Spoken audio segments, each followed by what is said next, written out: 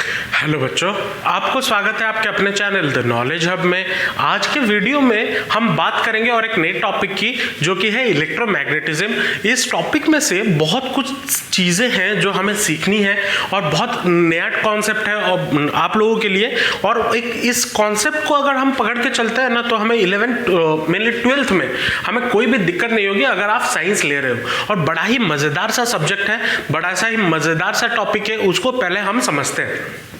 अब क्या हुआ, एक साइंटिस्ट थे ऑयस्टेड करके, और ऑयस्टेड साहब इन 1820 उन्होंने क्या किया, 1820 में वो कहीं पे घूमने गए थे, मार्केट तो नहीं, घूमने गए थे। अब घूमने गए थे तो उनके पास पहले ज़माने में क्या हुआ करता था, कॉम्पास हुआ करता था, ठीक है, ताकि उनको डायरेक्शन पता चल जाए। आजकल तो हम बोल देते हैं कि चलो यहाँ पे दुकान था तो हमें डायरेक्शन पता चल जाते हैं, लेकिन उस टाइम पे उनके पास एक कॉम्पास हुआ करता था, जिसके वजह से वो अपना डायरेक्शन, मतलब वो किस डायरेक्शन में जा रहे हैं वो उसको पता करते थे। अब वो कॉम्पास लेके आए और अपने लैब में चले गए, अपने काम कर रहे थे, कॉम्पास रख दिया, ठीक है। और उस जिस सर्किट के पास अब आता है ना, कभी हमारा जो कंप्यूटर टेबल होता है या फिर जो स्टडी टेबल होता है, पॉकेट में जो होता है रख देते हैं, फिर उसके पास काम करना बैठ जाते हैं। तो उनके पास तब मोबाइल वगैरह नहीं था, तो फेसबुक व्हाट्सएप तो नहीं चलाते थे, लेकिन वो क्या किया, अपना एक्सपेरिमेंट का सेटअप करके गए थे, तो अपना लाए, कॉम्पास निकाला जेब में से और आराम से थोड़ा बैठ गए, चेयर वेयर में बैठ गए और उसमें करंट ऑन कर दिया। और उन्होंने क्या किया था, एक रेजिस्टेंस लगा हुआ था, वो उसके बारे में पढ़ाई कर रहे थे, उसके बारे में रिसर्च कर रहे थे। तो उन्होंने जब करंट ऑन किया तो उन्होंने अचानक से देखा, भाई दिमाग उनका चमका, क्या हुआ उनका कि देखे कि कॉम्पास घूम रहा है।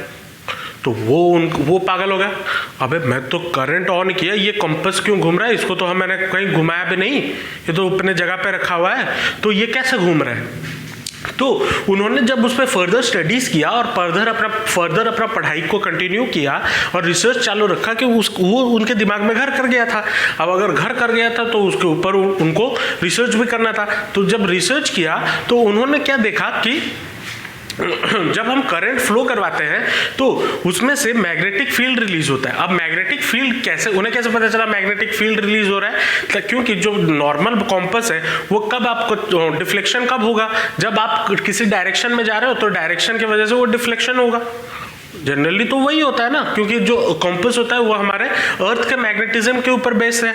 तो उन्होंने वो देखा था, लेकिन जब उन्होंने इधर देखा कि ये डिफ्लेक्ट कर रहा है, तो जनरली वो तो नॉर्थ साउथ में होता है, अब इसमें डिफ्लेक्ट जब कर रहा है तो उन्होंने सोचा कि इस सर्किट में जो है, मतलब जो करंट है, उसकी वजह से ये जो मैग्नेट है वो डिफ्लेक्ट कर रहा है। तो उन्होंने कुछ ऑब्जर्वेशंस दिए, जो कि मैंने बोर्ड पे लिख दिया, आपको नोट के तरीके से काम में आएगा।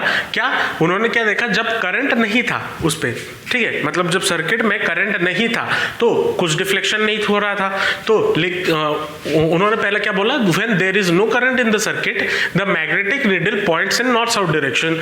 और ये पक्का था, नॉर्थ साउथ डायरेक्शन में कर रहा था, और जब करंट नहीं था, लेकिन जब वो उस पर करंट डालते थे, जब वो करंट उसमें डाल देते थे, तो उन्होंने देखा कि north pole deflects towards the west. उन्होंने ये ऑब्जर्व किया, जो नॉर्थ पोल है वो वेस्ट की तरफ घूमने लगा, भागने लगा। तो उन्होंने क्या किया, अरे उनको दिमाग चमका, फिर उन्होंने क्या किया, उसका पोलरिटी चेंज कर दिया। पोलरिटी चेंज करने का मतलब, अगर ये मान लीजिए ये सर्किट है और ये सर्किट में ये पॉजिटिव ये नेगेटिव जोड़ा गया है, ठीक है। अब उन्होंने क्या किया, इस वाले को पॉजिटिव कर दिया, इस वाले को नेगेटिव कर दिया। कैसे किया, बैटरी को चेंज करके, जैसे मैंने अभी किया, बैटरी को चेंज कर दिया, घुमा दिया। तो जब बैटरी को घुमाया और तब उस पे से करंट पास कराया, उन्होंने क्या देखा, तब भी मैग्नेट जो कॉम्पास है वो डिफ्लेक्ट कर रहा है। और तब किस डायरेक्शन में डिफ्लेक्ट कर रहा था, वो पहले जब वो प्लस पोलरिटी जब वैसे था तो वेस्ट की तरफ डिफ्लेक्ट कर रहा था, लेकिन जब उन्होंने पोलरिटी चेंज कर दिया तो उन्होंने देखा कि जो नॉर्थ पोल है वो ईस्ट की तरफ डिफ्लेक्ट कर रहा है। तो उनका दिमाग और खराब, अरे ये कैसे हो गया। फिर उन्होंने क्या किया, करंट बढ़ा दिया। अब करंट अगर बढ़ा दिया उसमें, मतलब मान लीजिए पहले वो 0.5 एम्पियर दे रहे थे, फिर 2 एम्पियर दे रहे, या फिर 1 एम्पियर करंट दे दिया। तो जब करंट उन्होंने बढ़ा दिया तो उन्होंने देखा वो जो डिफ्लेक्शन का रेट है ना वो बहुत ज़्यादा बढ़ गया। मतलब अगर पहले 20 डिग्री डिफ्लेक्ट करता था, उसके बाद 50 डिग्री डिफ्लेक्ट करने लग गया। तो ये सारे ऑब्जर्वेशंस उन्होंने किया था। और इन ऑब्जर्वेशन को मद्देनजर रखते हुए तो उन्होंने क्या किया कि उन्होंने एक स्टेटमेंट दे दिया कि that a current carrying conductor produces a magnetic field near it and this is called magnetic effect of current। और उसी चीज को उन्होंने बता दिया कि अगर किसी कंडक्टर में या वायर में, हाँ कंडक्टर में अगर करंट पास करता है तो उसके वजह से एक मैग्नेटिक फील्ड प्रोड्यूस होता है और उसे बोला जाता है मैग्नेटिक इफेक्ट ऑफ करंट। तो ये था आपका पहला चीज, पहले ये डिस्कवर कैसे हुआ। तो अब ये अगर डिस्कवर तो हो गया, अब डिस्कवर होने के बाद क्या पता चल गया कि चलिए एक कंडक्टर है, उसमें अगर करंट डाल दिया जाता है तो उसमें क्या प्रोड्यूस हो जाता है, मैग्नेटिक फील्ड। अब अगर मैग्नेटिक फील्ड प्रोड्यूस हो रहा है तो उस मैग्नेटिक फील्ड का डायरेक्शन कैसा होगा, तो उसके लिए भी एक एक्सपेरिमेंट किया गया। उसको हम पहले ये मिटा देंगे, फिर यहाँ पे डायग्राम करेंगे, फिर कुछ नोट्स लिख लेंगे और उसके बाद उसको हम समझेंगे। तो चलिए देखते हैं कि उसका मैग्नेटिक फील्ड का डायरेक्शन कैसा होता है। तो बच्चों ऑस्टेड एक्सपेरिमेंट के बाद हमने ये जानने की कोशिश की कि जो करंट कैरिंग कंडक्टर है उसका जो उसके वजह से मैग्नेटिक फील्ड जो प्रोड्यूस हो रहा है वो हमने देखा। अब ये जो मैग्नेटिक फील्ड प्रोड्यूस हो रहा है, मैग्नेटिक फील्ड किसका, उसका डायरेक्शन कैसा है, वो कैसे बिहेव करता है, कैसा होता है, उसको हमने देखना चाहा। तो उसके लिए एक छोटा सा एक्सपेरिमेंट किया गया। क्या, एक वायर ले लिया गया, वायर में एक एमीटर लगा दिया या और एक रियोस्टेट लगा दिया। ठीक है, रियोस्टेट लगा देता है ताकि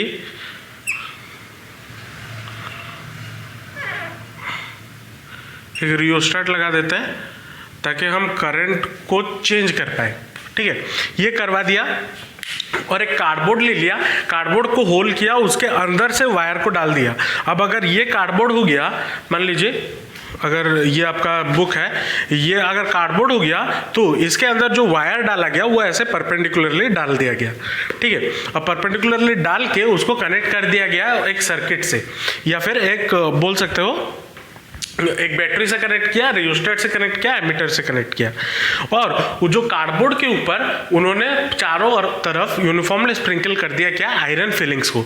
अब आयरन फिलिंग्स को डाल दिए। अब उसके बाद उन्होंने क्या किया, स्विच को ऑन किया। ठीक है, स्विच को ऑन करने के बाद उन्होंने क्या देखा कि जो आयरन फिलिंग्स है ना, और उसके ऊपर एक कॉम्पस भी रख दिया। ठीक है, कॉम्पस भी रखा तो आयरन फिलिंग्स क्या किए ना, सर्कुलर पाथ पे, ऐसे सर्कुलर सर्कल्स पे अरेंज हो गए।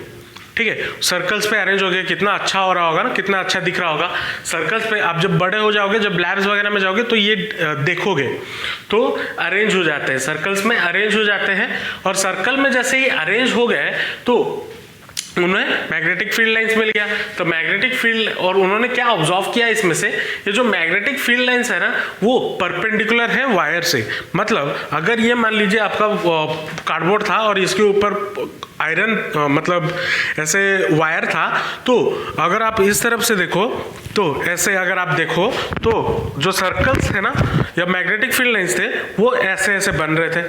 मतलब अगर वायर ऐसा है उसके साथ जो सर्कल्स हैं वो परपेंडिकुलर है, 90 डिग्री है, और उनके जो सारे सेंटर्स हैं वो वायर पे ही लाई कर रहे थे। पहला ऑब्जर्वेशन उन्होंने ये किया। अब उन्होंने क्या किया कि ये जो बैटरी का पोलैरिटी चेंज कर दिया। पोलैरिटी चेंज कर दिया मतलब अभी आपको बताया, प्लस को माइनस कर दिया, माइनस को प्लस कर दिया। तब लेकिन जो सर्कल्स बने ना उसमें कोई चेंजेस नहीं आया, उसमें कोई, वो सर्कल्स का सर्कल से बना। लेकिन जो कॉम्पस रखा गया था उसका डिफ्लेक्शन चेंज हो गया। पहले नॉर्थ टू वेस्ट जाता था, उसके बाद जब पोलरिटी चेंज किया तो नॉर्थ टू ईस्ट होने लगा, तो वो चेंज हो गया। When the polarity is changed, there is no change in the pattern, but deflection of the compass changes. अब उन्होंने तीसरा चीज क्या देखा, जब उसमें करंट बढ़ा दिया गया, मतलब अमाउंट ऑफ करंट जो उस पे से जा रहा था जब उसे बढ़ा दिया गया तो ये जो मैग्नेटिक फील्ड लाइंस थे ना, जो आयरन्स थे वो और डेंस होते चले गए और ये और दूर तक ये सर्कल्स बनते गए। तो उन्होंने ये चीजें सब ऑब्जर्व की। अब ऑब्जर्व करने के बाद यहाँ पे ऐसा तो नहीं है कि सिर्फ कंडक्टर की वजह से मैग्नेटिक फील्ड हो रहा हो, ऐसा तो नहीं है। अर्थ के वजह से, ये तो दुनिया में कर रहे थे ना, अर्थ के अंदर ही तो बैठ के कर रहे थे, अर्थ के बाहर जाके स्पेस में तो नहीं कर रहे थे। तो अर्थ के वजह से भी एक मैग्नेटिक फील्ड होता है, तो अर्थ के वजह से मैग्नेटिक फील्ड का क्या इस पर कोई असर नहीं हुआ, ये क्वेश्चन आया। तो जो आंसर है कि यहां पे जो मैग्नेटिक फील्ड बन रहा है ना, जब तक इसका मैग्नेटिक फील्ड अर्थ के मैग्नेटिक फील्ड से ज्यादा ना हो जाए तब तक मैग्नेटिक फील्ड किसको डिफ्लेक्ट करेगा, किधर डिफ्लेक्ट करेगा, अर्थ के मैग्नेटिक फील्ड को ही दिखाएगा। तो जब ये मैग्नेटिक फील्ड जो हम वायर के वजह से जो क्रिएट कर रहे हैं, वो मैग्नेटिक फील्ड जब तक अर्थ के मैग्नेटिक फील्ड से ज्यादा ना हो जाए तब तक जो कॉम्पस है वो अर्थ का मैग्नेटिक फील्ड दिखाएगा। तो यहां पे जब वो ज्यादा हो गया तभी ना तो वो डिफ्लेक्ट हुआ, लेकिन जब अर्थ का मैग्नेटिक फील्ड और इस कंडक्टर की वजह से जो मैग्नेटिक फील्ड है वो अगर इक्वल हो जाए, अगर वो इक्वल हो जाए उस पॉइंट पे, उसको क्या बोला जाएगा, उस पॉइंट को बोला जाएगा न्यूट्रल पॉइंट, जो यहाँ पे लिखा हुआ है the point where two magnetic field that is earth magnetic field and magnetic field due to CCC. CCC का मतलब करंट कैरिंग कंडक्टर, ठीक है, यहाँ पे भी स्ट्रेट सीसीसी लिखा हुआ है, current carrying conductor. Current conductor are equal and opposite. The point is called neutral point, and here the magnetic field is zero and the compass needle rests in any direction. और वो कोई भी direction में rest कर सकता है compass needle, और उस जगह पे मैग्नेटिक फील्ड क्या होता है, जीरो होता है। तो ये था आपका न्यूट्रल पॉइंट। तो ये थे ऑब्जर्वेशन, इससे हमें डायरेक्शन का पता चला। अब डायरेक्शन का पता चला तो ये तो हम प्रैक्टिकली बता रहे थे, प्रैक्टिकली ये डायरेक्शंस हो रहे थे, उसको एक्चुअल में निकाले कैसे, तो उसको निकालने के लिए हमारे पास एक रूल आया, कहाँ गया,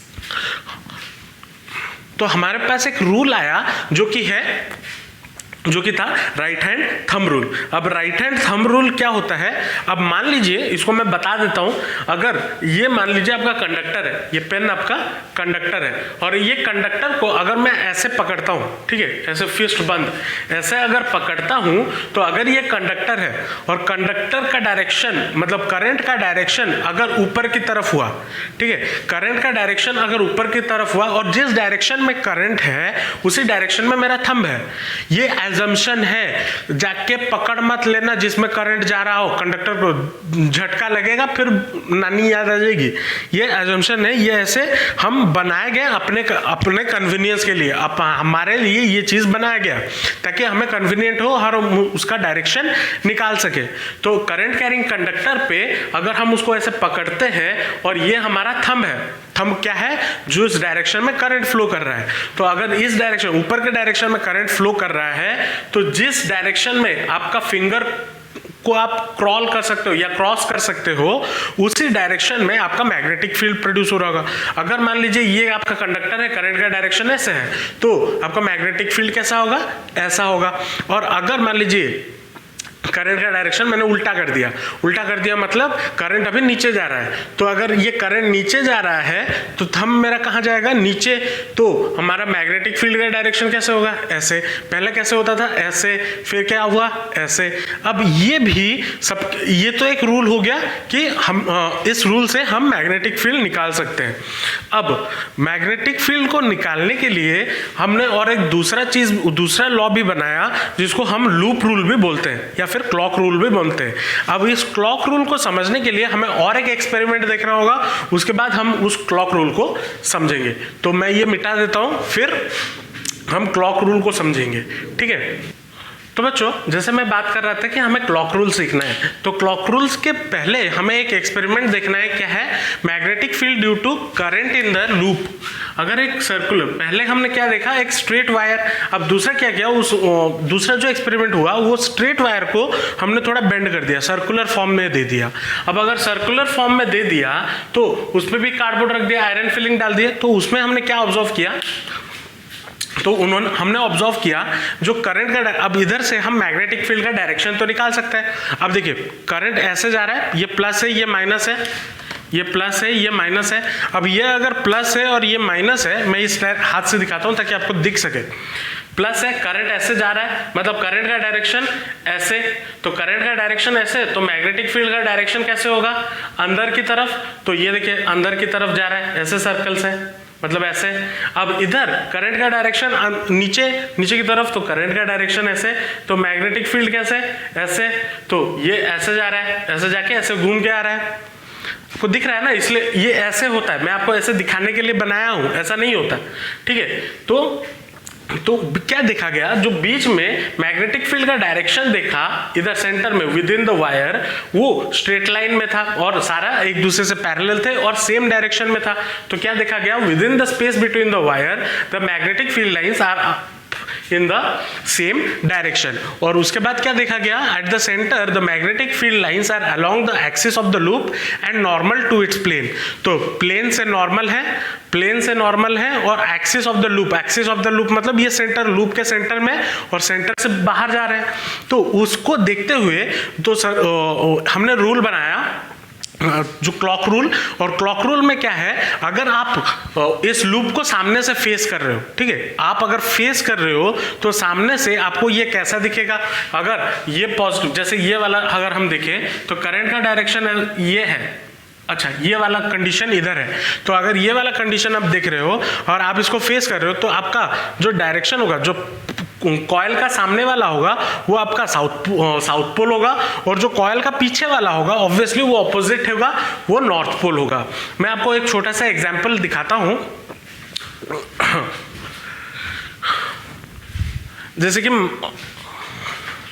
जैसे कि मान लीजिए ये एक रिंग शेप है, ये रिंग शेप में ये वाला सामने वाला आपके तरफ फेस कर रहा है और ये वाला पीछे की तरफ। अब अगर करंट का डायरेक्शन ऐसा है, करंट का डायरेक्शन ऐसा है, तो ये करंट का डायरेक्शन अगर ऐसा है मतलब करंट हमारा क्लॉकवाइज है, करंट हमारा क्या है, क्लॉकवाइज।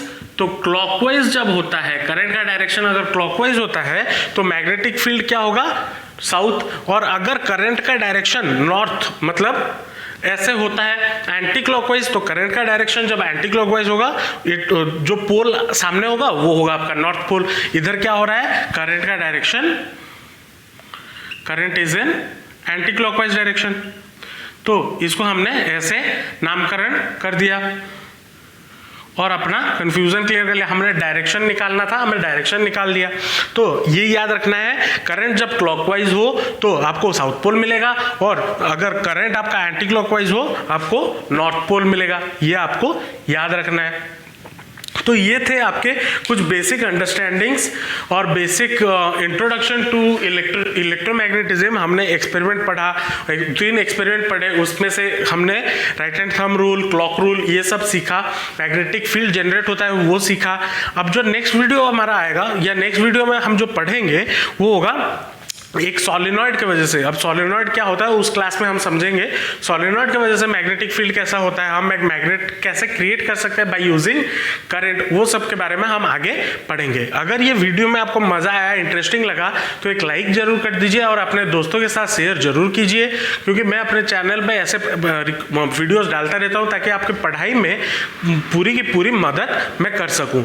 और जाते जाते सब्सक्राइब भी कर दीजिएगा, क्योंकि मैं रोज़ ऐसे वीडियो डालता रहता हूँ ताकि आपको नोटिफिकेशन मिल जाए और आपके पढ़ाई में कोई ब्रेक ना हो। तो मिलते हैं नेक्स्ट वीडियो में, तब तक के लिए ऑल द बेस्ट, जमकर पढ़ाई करते रहिए and thanks for watching the video.